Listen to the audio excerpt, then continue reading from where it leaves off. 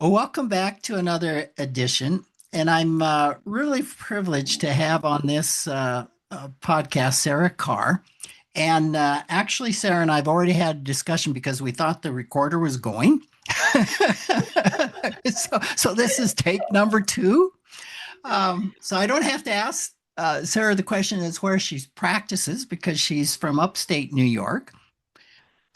She is a CFP and a CFT, Certified Financial Therapist, of which she's one of the, I think it's 104 in the nation. Um, and she and I were recently at the Nasrudin Project retreat outside of Philadelphia. And you've heard me talk about the Nasrudin Project many times. It's a leaderless group of financial planners, therapists, coaches that are brought together because of the intersection of emotions and money. And it's just it's the best thing I go to every year. And I knew Sarah previously to that, and we sat down at a lunch table, and two other people joined us, both of which were known to me, both of which I have a online relationship with, but I was meeting them in person for the first time. And we got talking, and I know Sarah and I shared the same background of having come out of a religious cult. And the our two table mates had the same background, Yeah. which was just an astounding conversation.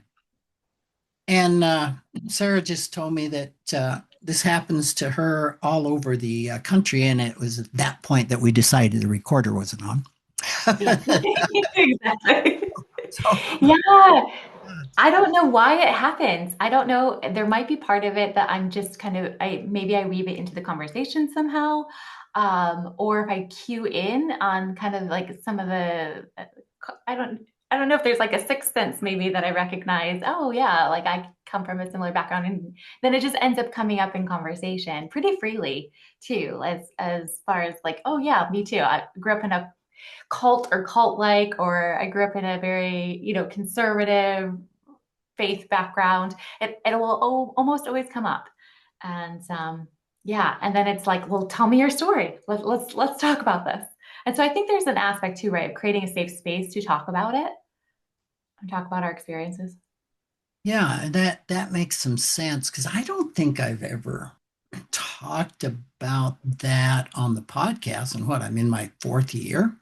Yeah. And I've never really thought, well, the podcast is about financial therapy, and there's a lot of therapy in the topic. I'm like, there's not much financial in the topic, so what's the point? And you and I got talking that, well, you know what? There could be a lot of financial in in that um, that impacts that particular environment of a cult.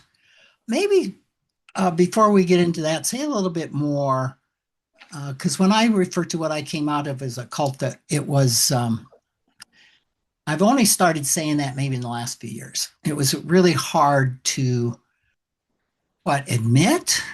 or label it that way, Yeah. or I don't know if that's something you've ever experienced or. Sure. Yeah, and sometimes I go back and forth on using that word. Sometimes it's a buzzword, if you will. But I think that if there's an environment that your belonging and your physical community safety, all of that, even your financial um, safety is tied to belonging to a specific group, and then your adherence to that group is reliant on you falling in line, you complying with those uh, explicit rules, but also the implicit rules, right? And if you're not complying, you're not participating in that, then you are excluded. Then that is a cult, especially if those power dynamics of your, for example, your income, your safety, your shelter, some of those kind of basic needs are tied into belonging to that group, then absolutely that is a cult. I recently listened to the author of a book that has just come out, and I have not read it, but I have listened to the author talk about it, called "The Separation of Church and Hate." Ooh, that sounds fantastic. Yeah, Yeah, I have not read that yet. and he talked about five um, aspects, characteristics of a cult, of which I don't remember. Okay, right? Yeah, yeah. This podcast is a conversation. There's not a script here, and It's there's not, no preparation. we didn't know prep work. We were going to use this time as prep work, and then we're like, let's just go into it. Let's see what happens. Um, but the sense of belonging, Mhm. that it's your whole community. Yeah. So when you are, and I think it's typical to be kicked out. Yeah, and we shared that, like the experience that you and I both have had, and as well as some of the other people that we had connected with, have had experiences of being kicked out or ostracized or shunned, and rejected by the community.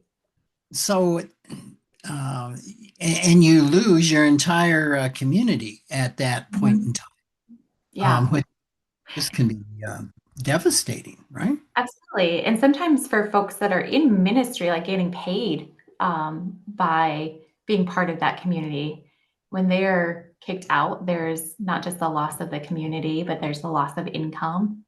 Yeah, say more about that. Yeah.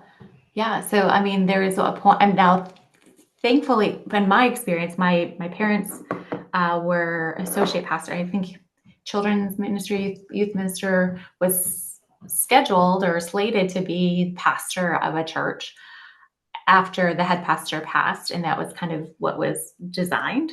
And now let's back up and preference that I was like 8 years old at the time, so I'm experiencing this from a child perspective. But what I know is that my parents had been accused of not tithing appropriately. And now, how someone knows that, I don't, I still wonder how they would know.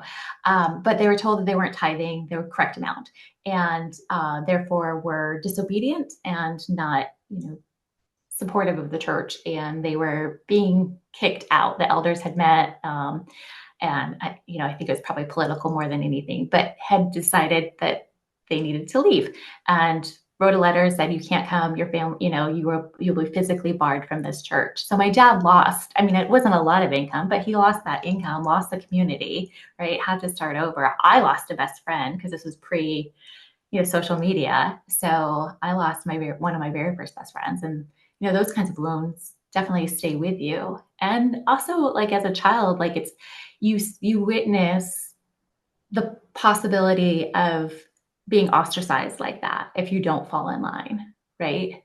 Um, I witnessed my parents' pain in that and going through that and the conflict that it created, and certainly just the loss of something that they built and that they were part of, and then to be kicked out of that. Yeah, I mean, it's deeply painful and something that both of us have experienced in rebuilding relationships and friendships, and your sense of where do I belong in the Yeah. world? Where do I fit? And I'm just really drawn to being kicked out because you're not tithing. I mean, what did they do? An audit? What? That's what I wonder. No, I've asked these questions. We have asked these questions before. No, there was no audit. And perhaps maybe my parents knew that there was something deeper, than that. But they found, this sin, because they always have to find a sin that you're committing, and then, rally the troops around that. And then, yeah, in order to back up their decision. But So tithing itself, it's something that we both have dealt with yeah. Yep.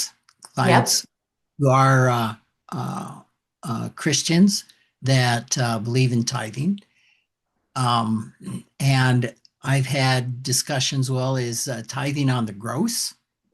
Is Right. tithing on the net? Like, let's just take a Right. business. Right. Or here's an even bigger one too. This was for retirees, right? Especially retirees. They've tithed their entire lives on their income, and then so are they tithing again on their retirement distributions, their pension benefit? Like, where do we draw the line on that? Especially like the growth it goes to the question of the gross or the net, and the, what's interesting to me is just how legalistic folks can get around that and how um, tied to that they feel absolutely obligated that they can go. I think you and I have both probably seen circumstances where clients' balance sheets, right, their expenses are barely making it. And the tithing aspect becomes a big piece of that to the point that it's detrimental to their well being, their financial well being. And the church, right, is not stepping in and helping. They're not providing extra food or extra supplement, to them. They're just continuing to give to the detriment of themselves. That's a There's a lot of really good points in all of that. I'd never really thought of the fact that it's double taxation. Yeah, that's what I think of. I'm like, wait, I you've already tithed on this amount. This should be free of tithe. I hadn't thought about that. Um, yeah, I suppose uh, a legalist might say, well, we're not going to tax the principal, but you need to tithe on the new fruit, on Right. the That's yes. on the earnings, On the right? earning. Yeah. So I suppose that might be the way to address that. But you bring up an issue that I had, or a client of mine had. Um, was a doctor and his wife, and they had been very active in their church. They had tithed, and interestingly enough, it wasn't a fundamentalist church. At least I don't consider most Lutheran churches Sure. fundamentalist, right? And they were Lutherans, but they had tithed, and he retired, and they were close. This was a couple that retired in 2001 in the dot-com crash. Okay. Okay. Bad time to retire. Wow. Very bad time to retire. and and they were just making it on their portfolio retirement income and Social Security. And he said, I got to tithe. And I'm like, oh, that's enough to really blow your plan. Yeah. I thought about it. They both were active in the church. They both were giving their time to the church.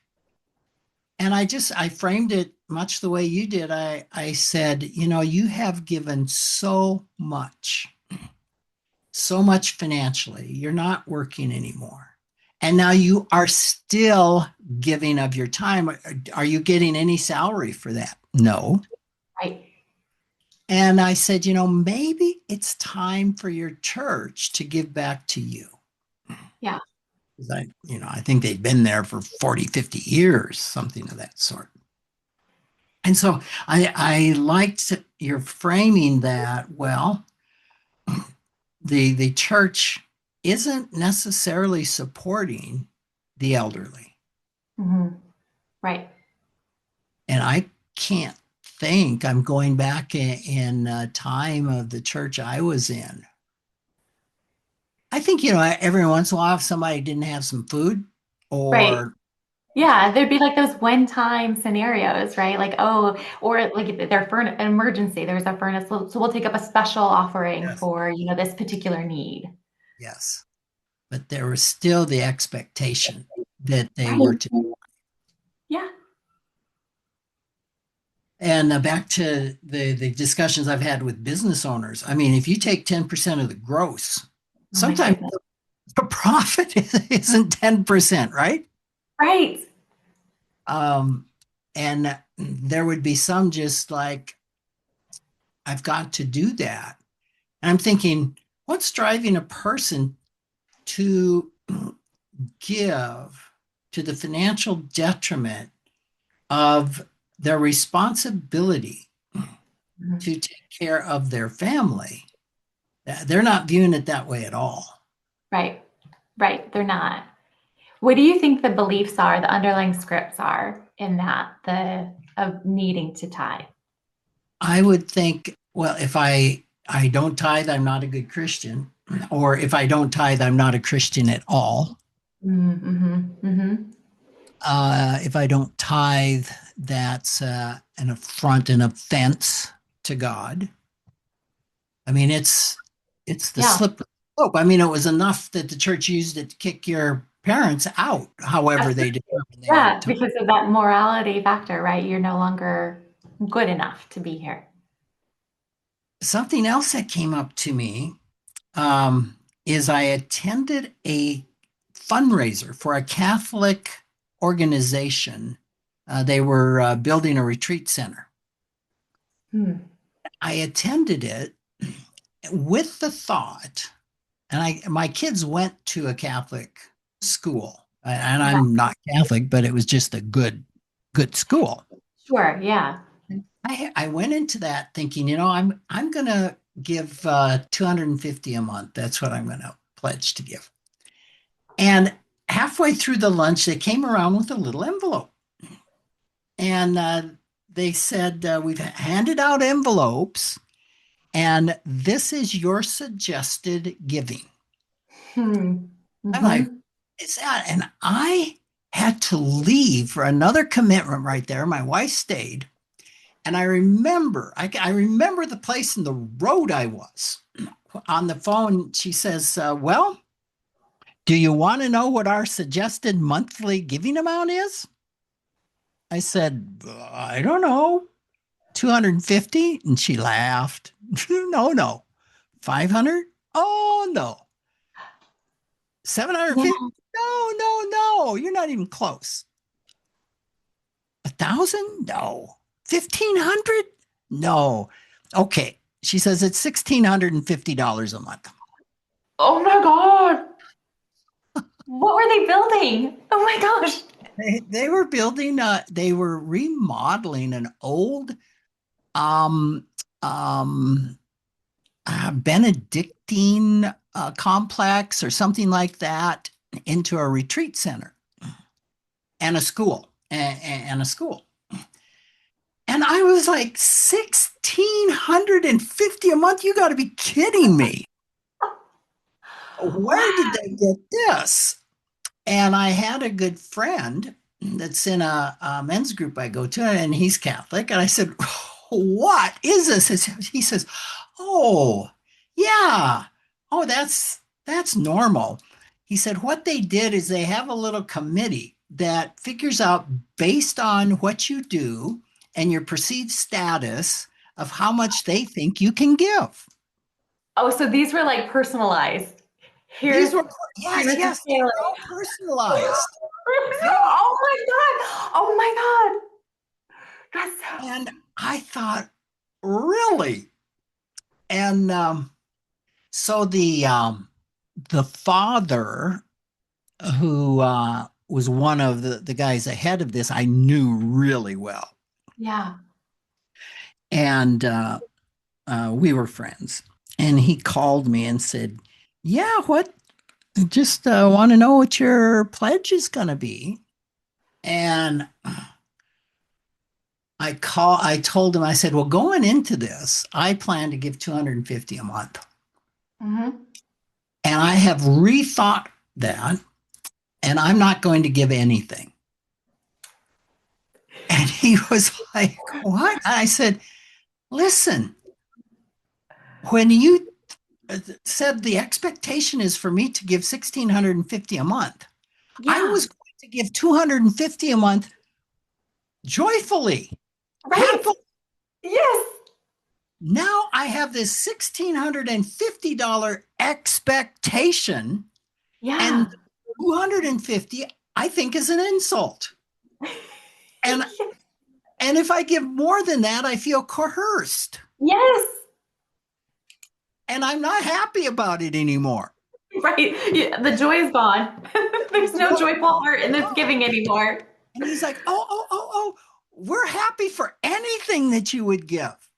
And I said, I am so sorry, but I just can't do it. Yeah.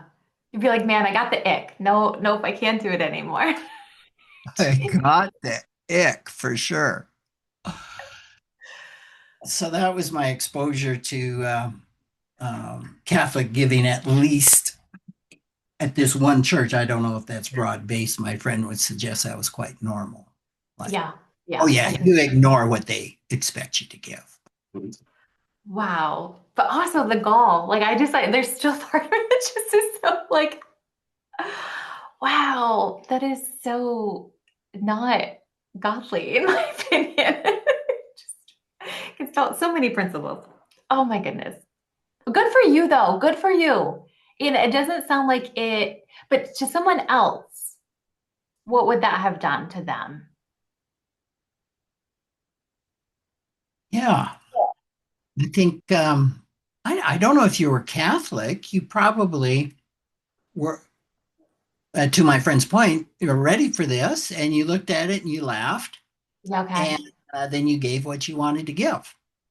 Gotcha. Um, Yeah. and I think most of the people there were Catholic. Um, but this was new to me. I think if that was coming, if I'd reframe that was coming as an expectation from my fundamentalist Right. church, there would have been a huge amount of pressure, Mm-hmm. um, of expectation, and then I'd have something to lose if I Right. didn't meet that expectation, because I would now have a taint. Mm-hmm. It would be one foot down the slippery slope. Yeah. Yeah. Is that what your expectation might be with something like that? Yeah, absolutely. That kind of pressure of you have to give more. And I think that's pretty prevalent in the culture, not just with money, but time, right? Commitment, your energy. We know that those all have component. Why aren't you here? We're doing this project. You need to be here. And when you're not there, then you're looked down on as being less than, as not being as committed, as being as holy, as being as committed to the cause. You're not measuring up, right? Totally. I don't know if you and I talked about this, but I heard about this at the Nazareth, the expectation of tithes and offerings. Yeah, yeah, I was there when we had that conversation, and they're two separate things. And this is, tithes and offerings kind of bundled together as Yeah. one. But I hear Listen, that, I can tell you, very different. I remember every sermon that my dad would preach before the offering was taken. Yes. The tithe is the 10% to bring into the storehouse, right? So that everyone has something. And then the offering is above and beyond and should be given based on the joy of our heart, right? And yeah. and somehow in the context that I heard this, in one particular church, the offering was expected that you're to Yeah. give willingly. Another, Another they said 10. 2%. I know. So total 20% of your income. This church was telling everyone that they're obligated to make. I Yeah. think I was telling someone about this, and they said, but it's an offering. Well, yeah, it was kind of like, well, this is the suggested offering. This is the suggested gift. And we would really appreciate it if you would give this. That goes to something about choice, right? Of taking away. What are your thoughts on that? Of when we're in a position where we're the choice is taken from us to, like you said, like you went into that Catholic scenario of wanting to give 250. You're like, this is a worthy cause. I have the choice and the autonomy to put my resources towards this. And then once it became an obligation, no. And so, yeah, what does that look like, for us? who have come out of always having obligation versus choice, especially when it comes to giving. Yes, I think I remember the first time I did something willingly. I was in the 12-step program out of the church by that time, and I did something willingly for a person, and it was so weird because it wasn't an obligation. Yeah. And so much is an obligation. But I don't know that I would have admitted that. Yeah. Right. Yeah. Yeah. Did you also grow up with the, if you give, tenfold will be given back to you. So like, that's the reason, like there was this cause effect, um, by not giving, you're robbing yourself, you're robbing your future self. Yeah. That is, I haven't thought of some of this stuff for years. And that's absolutely the case is like I'm making an investment here. Right. Right. But in truth, there was no actual, like what we've seen, there's been no return on that investment. And it's not even like, the some would say that the return would be like a spiritual return, right? That there's your, but isn't that just buying favor with God? I think, yeah, I think that would be mixed into it. But there was very much a financial component. Um, and that would be, yeah, through your work or through this or through that. And how do you measure that?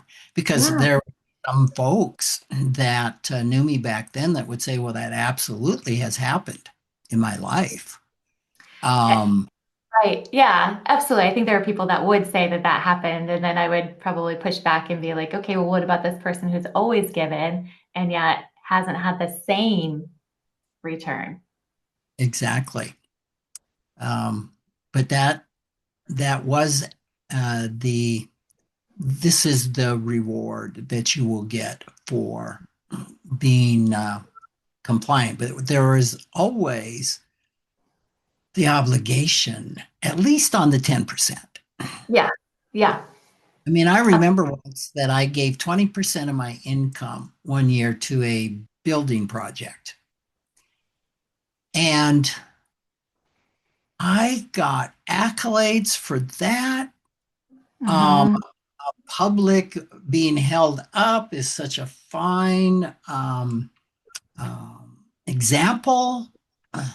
Um, it was obviously it must not have been anonymous. I think No. I think it may have been at one of those services where you're taking pledges and things. Yeah. Yeah. And I pledged 20%. And oh man, that was um, just like, wow. I also Mhm. happened to be single at the time and I didn't have a family. And I could, Right. and there was some part of me that was happy. I mean, I was really convinced that this was a really good thing that I was doing. Yeah. Would you look back on it now and be like, yeah, that was absolutely a really great place for my money to go? Oh, well, when I look at what happened to that, to the church and the lives that were blown up, and the church doesn't exist anymore. Mm-hmm. Um, and the just what it went through, I would say in the big picture, I don't know that it did so much. Um, I was partially kicked out because I started questioning some of the rigidity and saying, love, acceptance might have something to do with this, other than Hmm. these rigid rules, Yeah. which mostly affected women. Yeah. Typically, too. And I digress. I think it was this guy talking about fundamentalism in any religion, and said one commonality in fundamentalism is women are second citizens. Hmm. Yeah. Um, so um, when I look back at that, I'm like, yeah, probably not the best place for my money. But at that time, there was no questioning. Yeah. This was the right thing to do. Yeah, for sure. Yeah. Sarah, I think we are about out of time for this episode. Um, but would you come back for another one? Absolutely. This was fun. And the time went by so fast. Well, I don't know if I'm counting the minutes right or not. We'll This find felt out. like, you know, how we lose track of time when we sit down and have like lunch or, you know, we're in the hallway, just kind of conversations under the trees or something. This is what happens. The time goes by so fast when we get into these It topics. does. Well, thank you so much for joining me, and I look forward to another conversation. It sounds good.